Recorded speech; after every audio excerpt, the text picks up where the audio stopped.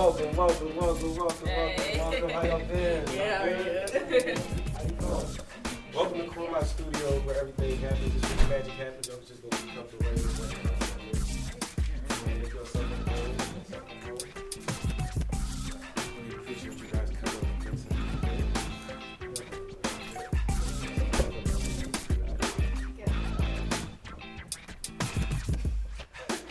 Welcome to another episode of SGDITALKS. We're here live at the Chroma Studios. On the last episode, we had some gentlemen on the panel to talk about mental health pertaining to men perspective. Today, we got some beautiful young ladies here to talk about mental health on the female perspective. But before we get started, I wanted to introduce themselves, and then we're going to bring it back to the top and jump right in. My name is Tiffany. I am getting my master's in psychology at Southern University, and I am a flight attendant, and I am a newly mother of a 7-month-old. Okay, congratulations, Tiff. Thank you. My name is Miriam. I'm a master's student. I'm getting my master's in secondary education, and I currently teach English 12th grade at a high school in Delaware. Nice.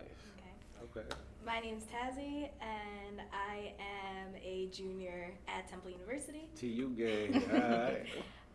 Currently, I work at Kensington High School with the 11th and 12th graders, and I'm also involved in a lot of organizations on campus. Okay. I see y'all got a nice little resume going on here. So before we get started, can y'all all just tell me your age real quick, briefly? I'm 27. 27? I'm 26. 26? I'm 20. Oh, so you're the baby in the group. Okay. So as y'all know, today we're here to talk about mental health. And this is a, interesting topic, a sensitive topic in the society. It comes with a lot of stigmas. But I also know that you guys have personal experiences from mental health yourself. So I just want to go down the list and you guys can just share like your journey with mental health and where you at with it right now. So I know we started with Tiff last time. Dun, dun, dun, dun, dun. Me personally, I struggled a lot with depression. Okay. I had a very serious surgery about almost 5 years ago. Oh, About wow. 5 years, brain tumor free. So, Brain tumor free right now. Yeah. Congrats. So I fell into depression, kind of lost myself, and didn't really know who to turn to, what to do, or anything like that. So. Wow. I'm glad you're here today. Yeah. And thanks for sharing your story. So, Miriam? All right. Well, as a 9-year-old, I was raped consistently for 2 years by a cousin who was living in my house. And not only did he rape me, he raped one of my sisters too for a year. And when my mom found out, she beat me and asked me to pray to God and ask him to forgive me. So since then, I, had this issue with dealing with men. I didn't know how to interact with them. Mm-hmm. As I got older, I was a very angry, isolated individual. And I also didn't really know myself. I didn't know how to communicate what was going on because I felt that everything that happened was my fault based on how my mom reacted on everything. Before we move on, why did your mom beat you though? Why was she upset at you? I think my mom coming from where she came from, where this happens a lot, but people don't really talk about it and people don't really address it. It's kind of something that you slide under the rug. She didn't really know how to handle it. And now as an adult, her and I, we've made amends and she's kind of explained to me that she didn't know what to do. Okay. So that it was was kind of why. like out of panic and she Yeah, didn't really know how to so handle it. Yeah. in that time of me dealing with it, I had bipolar. I was diagnosed with bipolar disorder, Okay. and I dealt with a lot of depression, thoughts of killing myself, suicide, things like that, running away. So, yeah. Wow. And once again, thank you for sharing your story as well. So, Tiffany. Well, mine's date back into when my grandma had passed away. Like, my grandma was like my lifeline. So when she passed away, I felt like a lot of things were like coming down on me, and I was going through she passed away the day before my 8th grade graduation, so I was like really depressed that day. I didn't want to go to graduation. I didn't even want to finish high school. I didn't want to do anything. But after that, I slowly got into I was isolating myself from a lot of people, so I was by myself. So then I met this guy that I was dating for I probably say 6 or 7 years, and Okay. I didn't realize that he was abusing me. It was mentally, he started abusing me. He'll make me, he'll guilt trip me and make me feel like I'm worthless and make me feel like every, accomplishment I got was not good for me and I should, turn it down because he wasn't getting the same thing. So I was getting guilt tripped. And then after a while, he wanted to have a baby and I was going through stuff. I have sickle cell. and I was going through that. And plus, I had a cyst on my ovary, so that caused like a lot of like pain. Yeah. And it caused me not really to have a baby when I wanted to. So he blamed when the doctors told him that it's gonna be hard for me to get pregnant at the age until I get the cyst removed. How old were you at that time? I was about 20 years old, 20, 21. So Okay. he blamed me for everything. Like I had a miscarriage, and he literally like beat me like I was in the hospital, saying that it's your fault. You the one who made all this happen. It wasn't your help. It was you. You didn't want to have a baby. I mean, it got to a point where we was literally fist fighting until I said I have to walk away. So I walked away. Then all that was depression, anxiety. It all built up until I had my 7-month-old child, and I was dealing with postpartum depression really bad. Like a lot of people say people don't go through it, but I went through it really bad. I was isolating myself from my parents. I was isolating myself from my family. I didn't want to work. I just wanted to like be home by myself. It was like days I would cry. Like when my son's crying, I would cry.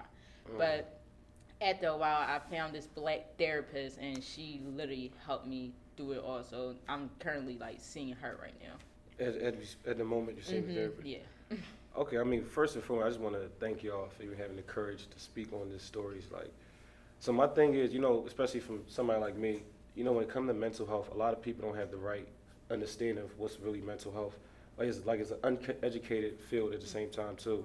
So walk me through the process where y'all went for help. Like, is that something? How does that come about? Like, how do you realize you have a mental disorder? When I feel as though when you find out you're not yourself. Like Okay.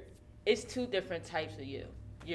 It's your type when you're around your friends, and then it's the type when you're not around your friends. If you feel as though you're not happy when you're by yourself, then it's time for you to seek help, because you have to love yourself first before anything. Yeah. So when you're not happy with yourself, it's like you had to reevaluate like what's going on in my life that makes me like this. It don't have to be a trauma experience. It could be like you're stressed at work, or you're stressed with school, or something like that. So that's when you had to start like really seeking help and talking to somebody. You don't have to get like professional help. You could just talk to like a friend. You don't have to like. It took a while for me to talk to my parents about it. So you could talk to your friends, or you could just talk to strangers. Sometimes like talk to strangers really help also, because you just need a listening ear.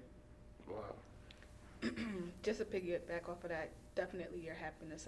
I know for me personally, school and work weren't really affected because those were things that kind of distracted me from what was going on in my head. It's like a happy place. Right, exactly. So for me, it was noticing that my relationships with people were very off, as far as like friends, boyfriends, people that I go to school with, like people just I interact with on a daily, just things weren't right. And I had somebody who really cared about me, and she knew, because I had opened up to her and I told her what happened, and she kind of was just like, you need to stop being a victim to what happened to you and be a survivor. Survive what happened to you, become a better person. And because of her, I started going to counseling, and so this happened to me when I was 9. I didn't admit that something was wrong until I was about 23.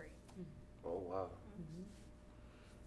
I mean, just to really, on that, I got help like later on down the line, because my parents at the time didn't really think that there was something like wrong, or because the symptoms that I had before where like I was being the same, but it was obviously totally different at the end.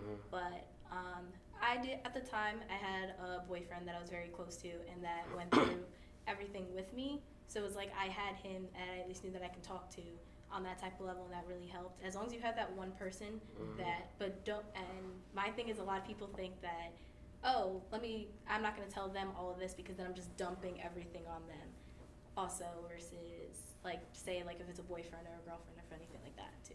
So Okay. And I think, when I hear the word mental health, one can make the argument that there's a negative connotation that comes with that, right? So for the people that's listening, they probably need help, but there's like a shame aspect that comes with this. Being in your position, what would y'all tell those people to make them feel at ease? Because you got to feel, this is something I'm pretty sure your comfort level got to be like in a different space for you to even put yourself in position to be like, I need to go seek for help without the fear of judgment. So what would y'all say to those people? Like, because there's a lot of people that's like, affected by this type of stuff right now? I would say the number one thing is that you have to really come to terms with it yourself and kind of evaluate Like yourself. acceptance, basically. Yeah, Okay. accept it in yourself, because if you don't, then you can't expect anybody else or any type of figure in order to help you to do that. I don't even know why I'm crying right now. But I would definitely say, like she said, you have to kind of deal with it yourself. I know for me, I didn't say anything to anybody till I was in high school. Yeah. And that was when I was getting into a lot of trouble, and a lot of teachers had already prejudged the type of person and the type of student I was. Yeah. And despite the fact that I was really smart, there was an issue, and like there Right, was right. something wrong, and nobody really tried to figure it out. And Right. I had a French teacher, and she noticed, like, you have potential and you're gonna be somebody, but there's something wrong, and there's something. And she was the first person that I told, and she sat in the hallway with me and she cried with me. Wow. And she told me, you know, which this was the first time I heard it, it's not your fault what happened to you. Yeah. And that's kind of where my healing process started, to kind of realize, because I had, you know, for a long time felt like what happened to me was my fault, and what happened to my sister was my fault, because I'm the oldest and my job is to protect my siblings. Right, and right. I didn't protect my sibling, but in that time I'm 9 and she's 4 years younger than me. So she's 5. I can't protect myself as a 9-year-old, let alone trying to save a 5-year-old. Yeah. So yeah. No problem, man. And if anytime anybody want to step out for a second, feel free to do so. Right. Yeah, like they said, you had to come to acceptance and also realize that you're not the crazy one. Like, a lot of people, even when I like came about, and I tell, like, with new friends that I meet, I tell them, like, I have a huge, like, I tell them, I was like, I have a huge burden. Like, I've been through a lot. Like, and a lot of people don't really sit down and listen to what I've been through because they feel as though as soon as I start talking about it, it's a huge burden on them. I tell them, I was like, it's not a burden on you. This is my burden that I had to continue dealing with. Right. But you had to come to acceptance of it, and you had to say, listen, like, I'm not crazy.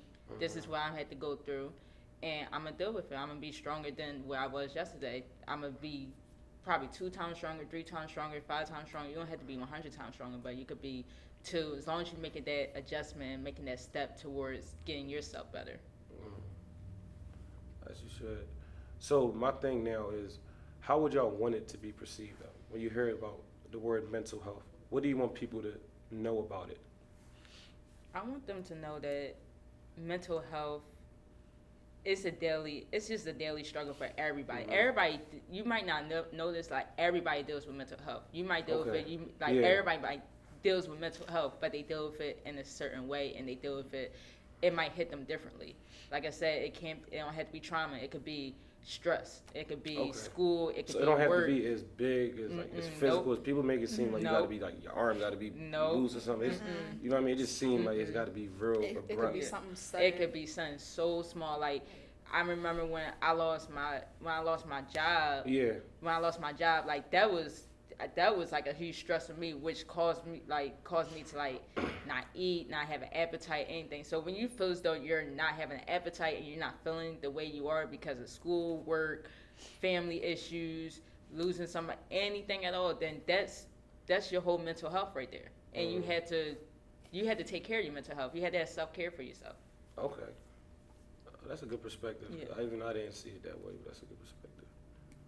Okay, so y'all got anything to add to that? I would also say stop making it a taboo and stop Yeah. making it something like not to be talked about, because I feel like we're open to talk about so many other things, but this is important because, like she says, everybody goes through it in some type of capacity. Yeah. And like for people like us, like we're open to share our stories, but there's a lot of people out here, they have a story and they're not really ready to share. Yeah. And that's okay, but you want to know, you as an individual who's going through that, there's somebody else who's like that's gone through it. Yeah. And you know, they were able to get through it, so that kind of gives you that little hope that you know, one day me too, like, I'll be better, like, I'll be able to get past this. Yeah.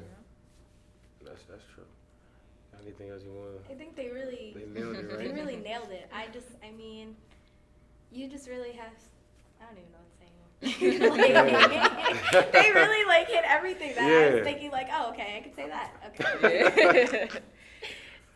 But I mean, one thing I want to add, yeah, when you need help, ask for it. Yeah. That's really important. When you need help, ask for it. People don't realize the amount of resources that are available to people with mental health. Like I know I just went to a conference yesterday, and I just found out the state of Delaware, they're doing all type of mental health initiatives in the state that are free. Like I went to University of Delaware for my undergrad degree. I didn't even know that they provided counseling services at that school for free for you being a student there. So you don't even have to go outside. And you know, sadly, I went my senior year of school. But if I could have, utilized that resource early on, I could have probably made more progress early on than later on. Yeah. And I want to touch back, not just for females, but I noticed like I'm going to switch over to the male point. A lot of males, like, I talk to a lot of males, and their pride and ego gets in the way of them actually coming out and saying stuff. So most of the guys I know, I have a list of like black male. Like you don't even have to have insurance, because most of these therapists you need insurance to go to. But I got a list of like black male therapists that does not take insurance, and you pay like $40 to $80 for a session. So a lot of guys, like they're afraid to come out and talk about it because they feel as though like they'll be perceived as a weakness. Yeah. But you, like, the guy, like, our black kings, like, they need us more than we need them, because y'all struggle with a lot of stuff. Y'all do. Men, and a lot of people don't understand, and I constantly see it. Like, with my son's father, like, it took him about 6 months for him to tell me he was going through postpartum depression. Like, we was beefing so bad, and it's like, we was trying to figure out why was we beefing. Like, he knew about my depression and how it got worse, but I was wondering what was going on his end, and he finally told me. And I had to make that initiative to say, listen, I'm a schedule appointment for you, because you're not gonna do it. I'm gonna do it for you. So I feel as though like the black kings, like, if y'all need anything, talk to the females, because we go through stuff. We know what y'all gonna do. So. I mean, I'm glad you mentioned that, because I feel like, when men, like, whether we want to admit it or not, double standards exist. And I feel like females are more prone to be like emotional creatures, and men are kind of brought up different. I know how I was brought up, like, we kind of brought up on survival mode. So it's as like a masculine person is not something you would see somebody really just be vulnerable to the point, like, to come out as easy as a female would. So it was really fascinating to actually have a male come on one of the episodes to speak on his struggles with mental health. And we actually had an episode talking about the criminal justice system, and a gentleman actually was saying, he made a statement, I believe, like, there's no way anybody could be in jail for a long period of time without a mental health issue. They just don't know. And then he started to break down certain things in different aspects. So it's fascinating the fact that you touched on that, because I feel like what we can be happy is, like, at least it's a conversation. Like, we may not have all the answers, but talking about it makes it one step closer to the solution. 10 years ago, I don't think I ever heard of mental health, but now it's becoming like a vast conversation. We bring light on it, and I think it's just about keep pushing the conversation forward. You know what I mean? It's not going to happen overnight, but that's why I keep saying we commend y'all, people that have voices. There's a lot of people listening right now that probably wouldn't have came out, but the minute we release this episode, might want to reach out to Tiff or reach out to Miriam or reach out to you, or just like seek advice, or even thank y'all for being courageous enough to come up here and just speak on it. So right now, I just want y'all to do me one favor too. Like, I did mention a lot of people looking. You know what I mean? I want y'all to look at somebody like a reflection. Like, it's a young girl out there right now watching this, seeing everything y'all saying. It's about to get emotional. I'm telling you, a young girl right now dealing with some serious. She's dealing with a lot of mental health issues, but she's afraid to come out.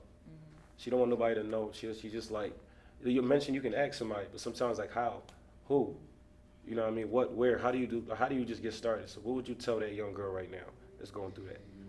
Y'all pick y'all. Who's going first? I'll go first. I would say to the younger, because I would say to my younger self. Yeah. Like, my younger self.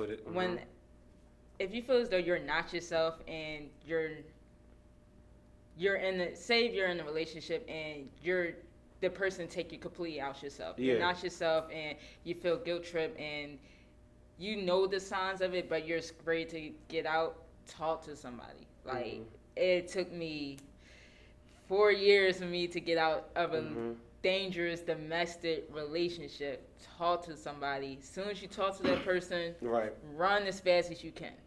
Get that restraining order. Put him on block list. Do everything that you can. Don't think that because he makes you happy temporarily that he's going to continue making you happy forever. That's not going to happen. Okay. He might beat you, and then he'll surprise you with some gifts. Material things is not it. It's not it at all. Yeah. It's more about your mental health. Just talk to somebody. Yeah. Get out of it. Like, that's all. So. Who? Am I supposed to look at the camera? No, for the you look at me. Sorry. I would say first and foremost, whatever happened to you is not your fault because Gotta you get some know snaps with that one. because if you blame yourself for something that you didn't have any Right. control over, that takes a toll on you. So don't blame yourself. Take your time to kind of learn yourself over again. Be comfortable with yourself. Admit to yourself what's going on. If you feel like you can't do it with yourself, get somebody who you really trust that, you know what I mean, you feel like has your best interest at heart. There are people out there, like, maybe it might not, I know for me, it wasn't my mom. My dad I was 25 when I told my dad, and he cried. And he noticed changes in me and who I was for years, but just didn't want to say anything because he didn't know. Yeah. You know what I mean? Wow. So your parents might not be. I don't have any older siblings, so you have to look for somebody who you can really trust and you really feel has your best interest at heart. And that's where you start. When you start talking about stuff, you start to feel better. It's just like anything in life. When you call somebody and you're like, I'm stressed out about school, and they talk to you, you guys sit down and you brainstorm. You tend to start feeling some type of relief. So that's where that starts.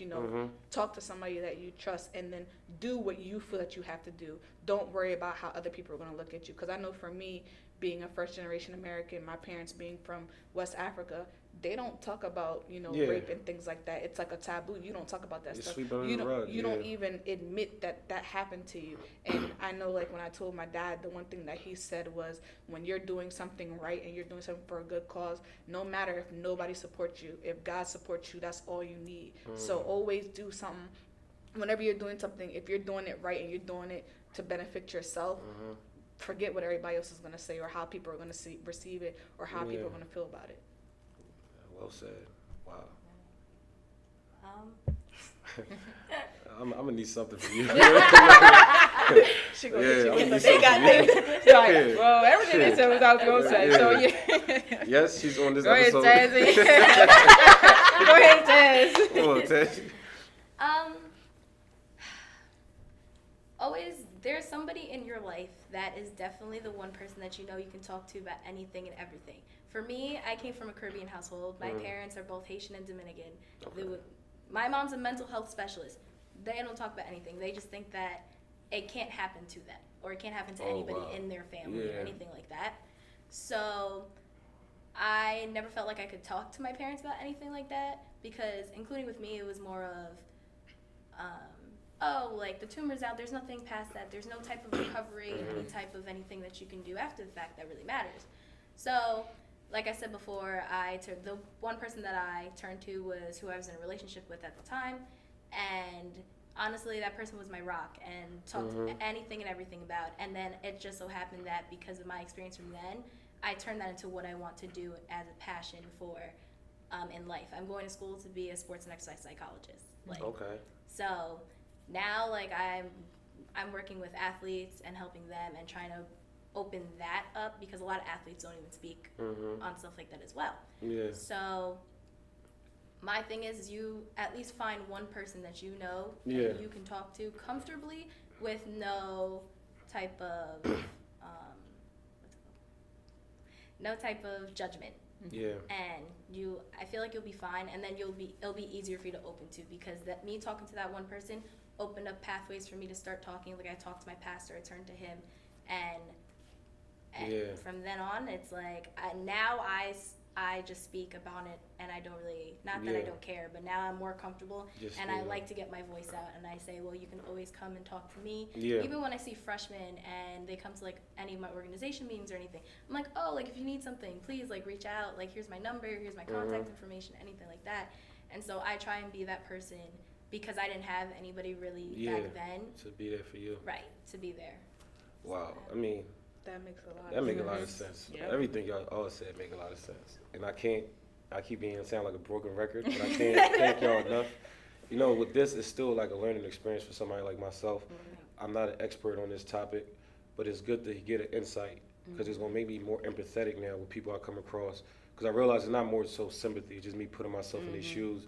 Now it's like if I don't hear from somebody, instead of being like, why this person cut me off, Right. like I might want to reach out, make sure they Yeah. good. If somebody stops showing their face when I know they always will come out. So just by just realizing everyday things with people around you as well. And one thing about me, I'm a firm believer, I'm Muslim. I don't know if everybody believe in like a religion or any sort of higher power, but I know God don't make mistakes. He does everything for a reason. He understands your capacity, what you can handle. That's why he put you in a position to be that sacrifice, to be able to go through what you go through. He knew your parents was going to have you at that very moment. So nobody's here by accident. So that's why I just want y'all to just continue being strong, courageous. I want your voice to keep getting heard. I thank y'all so much for coming on. And lastly, before y'all leave, I do want y'all to give y'all Instagram handle or whatever social network y'all want to put out there, because I know people will definitely want to reach out and try to just talk to you guys, because this is an episode I feel like it's going to touch many people. So whoever want to start off, y'all could just look at the camera for this particular one. I gotta remember mine. I'm gonna need y'all for this particular one. I'm gonna need y'all to look at the camera directly. Say your name one more time. Smile. Give an Instagram. I'll go first, so you Okay. can remember mine too. I'm about to say, so you can check I need to check mine to see I remember it. Okay. There we go. Okay, so like I said before, my name's Tazzy. My last name's Aristide, so I'm Tazzy Aristide. And my Twitter handle is my name, and my Instagram it's TAZIEARISTIDE. Thank you. All right. Ma'am. My name is Miriam Ducare, and my Instagram is _Queen QUEENMARI_. My name is Tiffany Huntley, and my Instagram is Tiffy TIFFI26_. Thank you. And once again, I want to thank everybody for watching. Once again, we want to thank our guests for coming on. So just make sure you like, share, subscribe, and stay tuned to the next episode. I said stay tuned. Stay tuned. I'm trying to yeah, heavy topic. Stay tuned. Till next time.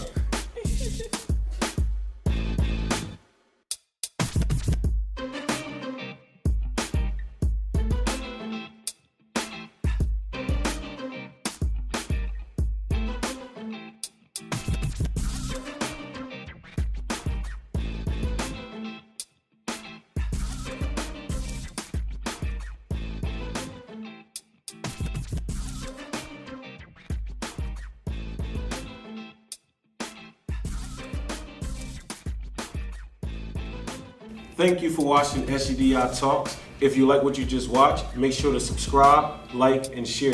For more exclusive content and a chance to be featured on our upcoming episodes, make sure you follow us on Instagram at SGDI Talks. See you next time.